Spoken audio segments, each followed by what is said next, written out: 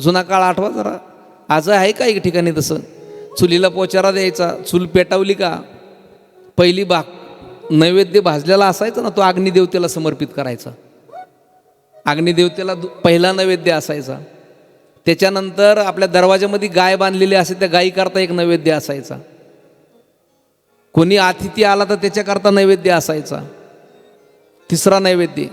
चौथा नैवेद्य आपल्या घरातील देवाकरता एक चौथा नैवेद्य असायचा. जो पाचवा नैवेद्य असायचा तो कुत्र्याकरता नैवेद्य असायचा, दरवाजामध्ये कुत्रा. म्हणजे याला म्हणतात पंचमहायज्ञ. दुसरा परमार्थ करण्याची गरज नव्हती. आता का गॅसमध्ये टाकणार एक नैवेद्य? हो, जुन्या काळामध्ये ह्या संस्कारित तसे घराणे होते. हो, तसं लोकांचं ते जीवन होतं आहे. अग्निदेवतेला सुद्धा सकाळची आहुती असायची, गायीकरता सुद्धा नैवेद्य असायचा. अतिथी कोणीतरी आला तर त्याच्याकरता भोजन, भिक्षुक आला त्याच्याकरता नैवेद्य असायचा. आपल्या देवघरासमोर नैवेद्य दाखवल्याशिवाय भोजन करत नव्हते जुनं कोण. म्हणजे हा पंचयज्ञ ऑटोमॅटिक होऊन जात होता. त्यांना दुसरा परमार्थ करण्याची गरज नव्हती जीवनामध्ये.